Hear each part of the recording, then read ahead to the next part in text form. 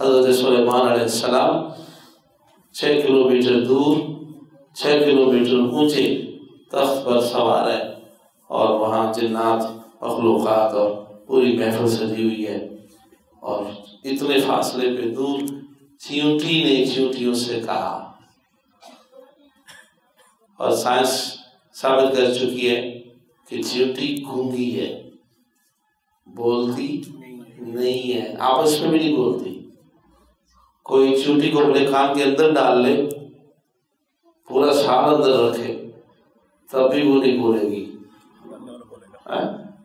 جس کے کان میں جائے گی وہ تو بولے گا، بلوائے گی وہ، مگر اس کی آواز کو سنا نہیں جا سکتا، کسی آلے سے ریکارڈ نہیں ہو سکتی۔ سائنس نے بہت تحقیق کی، ریکارڈ کرنے کی کوشش کی ہے، تو اس حد تک پہنچے کہ چیونٹی ایک دوسرے کو کچھ کہنا چاہتی ہے تو وہ ایک دوسرے سے منہ ملاتی، ان کے لعاب میں ایک ایسا سینسر ہے کہ وہ دوسرے کے لعاب سے جب ملتا ہے تو اس کا پیغام دوسری تک پہنچ جاتا ہے، دماغ کے اندر اتر جاتا ہے، بول نہیں سکتی وہ۔ سمجھ میں آ رہی بات؟ بچپن میں دیکھا ہوگا آپ نے، ابھی تو ٹائم نہیں ملتا ہے نا، فیس بک سے فراغت نہیں، بچپن میں دیکھا ہوگا چیونٹیاں چلتے چلتے ایک دوسرے سے منہ لگا کے رکی ہوتی، پھر چلنا شروع ہو جاتی، پھر منہ لگا کے، ہم کہتے ہیں یہ اس کے کان میں کوئی بات کر رہی ہے، وہ کان میں بات نہیں، وہ منہ سے منہ ملاتی تو ٹرانسفر ہو جاتا ہے پیغام، یوں پیغام ایک دوسرے کو دیتی، بات کرتی، لیکن بول نہیں سکتی۔ سلیمان علیہ السلام نے اتنی دور سے چیونٹی کی بات کو سنا ہے، اور قرآن کہہ رہا ہے فَتَبَسَّمَ ضَاحِكًا مِّن قَوْلِهَا۔ حضرت سلیمان علیہ السلام، اللہ اکبر، اس چیونٹی کی بات کو سن کر مسکرائے۔ قول لفظ ہے، وہاں ٹرانسفر نہیں ہوئی کوئی بات، کوئی کہے کہ وہ ہوا میں کوئی ٹرانسفر، کوئی خیال، قول لفظ ہے، قول کہتے ہیں منہ سے نکلے ہوئے الفاظ کا مجموعہ۔ تو حضرت سلیمان علیہ السلام نے وہ 6-12 کلومیٹر دور سے، 12 میل کہیے یا کلومیٹر کہیے، فضا میں اس کی بات کو سن لیا ہے۔ یہ قرآنی بات ہے۔ اللہ نے جب سنانا چاہا تو ایسے کی آواز سن لی جس کی آواز ہے ہی نہیں۔ آپس میں چیونٹیاں بھی ایک دوسرے سے الفاظ سے نہیں بول سکتی ہیں، لیکن وہ جو کہنا چاہ رہی تھی اس نے کہا، اور کتنی خفیف آواز سے کہا، اور سلیمان علیہ السلام کے کانوں نے اس کو سن لیا، اور صرف سنے نہیں ہے، سمجھا بھی، اور سمجھ کے مسکرا پڑے۔ فَتَبَسَّمَ ضَاحِكًا مِّن قَوْلِهَا، بڑے کھلکھلا کے مسکرائے۔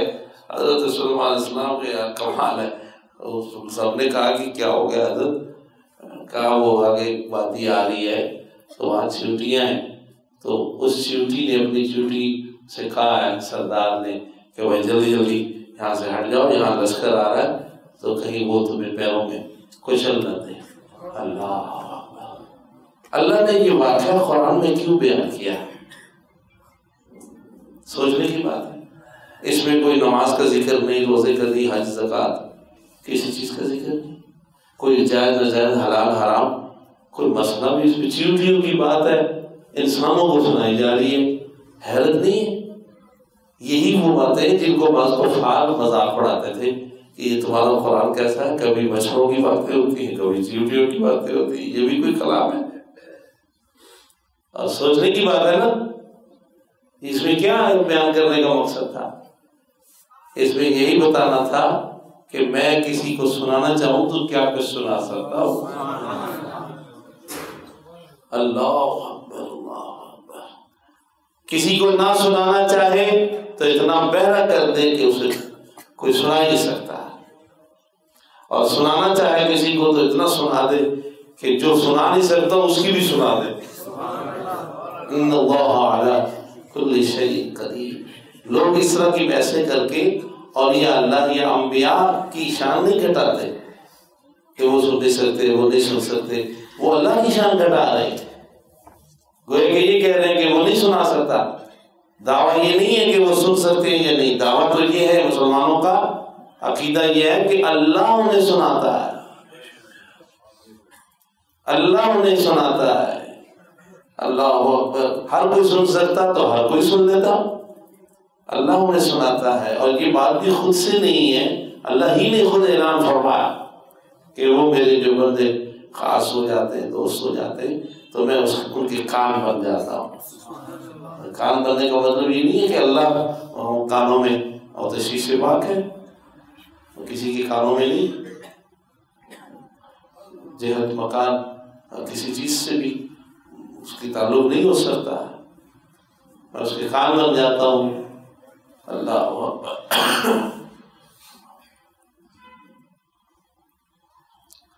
یہ محاورہ ہے اور ہم بھی بولتے ہیں آپس میں، میں فلانا بندہ جو ہے نا فلانے کا ہاتھ ہے، بولتے فلاں آدمی تو فلاں کا ہاتھ ہے۔ بھائی وہ کوئی ہاتھ ہوتا ہے؟ مطلب اس کا ساتھی ہے، اس کا مضبوط مددگار ہے۔ اللہ، کان بن جاتا ہوں، یعنی انہیں خاص قسم کی سماعت دیتا ہوں جس کا تصور بھی نہیں کیا جا سکتا۔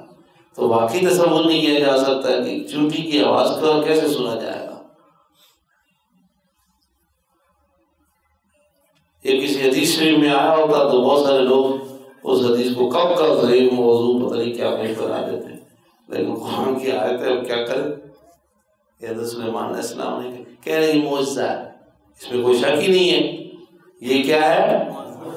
تو حضور کا اپنے امتی کی بات سننا ہم معجزہ ہے، ولیوں کا اپنے محبت کرنے والوں کی بات کو سن لینا ان کی کرامت ہے۔ اور کرامت اور معجزہ کیا ہوتا ہے؟ اللہ کی طاقت ہوتی ہے، اللہ کی قدرت ہوتی ہے، اور وہ کسی بندے کے ذریعے ظاہر ہوتی ہے۔ اللہ تعالیٰ سمجھنے کی توفیق عطا فرمائے۔ معبود صرف اللہ کی ذات ہے، کوئی اور معبود نہیں ہو سکتا ہے۔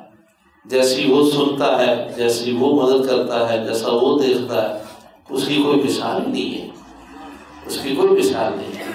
بندوں کی مثالیں دی جا سکتی، مثال دے رہے ہیں نا کہ چیونٹی کی آواز سنی سلیمان علیہ السلام، ایک مثال تو بن گئی، لیکن اللہ کی مثال نہیں دے سکتی،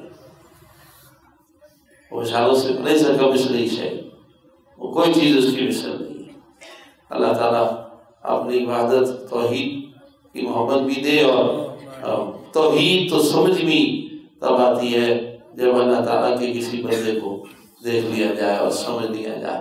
کرامت اور معجزہ سمجھ کر ہی خدا کی قدرت کو سمجھا جا سکتا ہے۔ ایسے کہتے رہو کہ یہ ہوا یہ ہے، یہ ہوا یہ ہے، تو ایک خیالی بات ہے نا، لیکن جب آنکھوں سے کوئی کرامت دیکھتے ہو تو پتہ چلتا ہے کہ ہاں یہ ایک قوت ہے۔ معجزہ جس نے دیکھا تو اس کو یقین ہوا کہ یہ کیا ہے، تو پھر اسے یقین ہوا کہ کوئی وہی کیا وہ کوئی تو ہے جو نظام ہستی چلا رہا ہے، وہی خدا ہے۔ اور جس نے بھی کہا اپنے حساب سے کہا، ہم تو یہ کہتے ہیں کہ کوئی تو ہے جو کرامتیں اور معجزے عطا فرما رہا ہے، وہی خدا ہے۔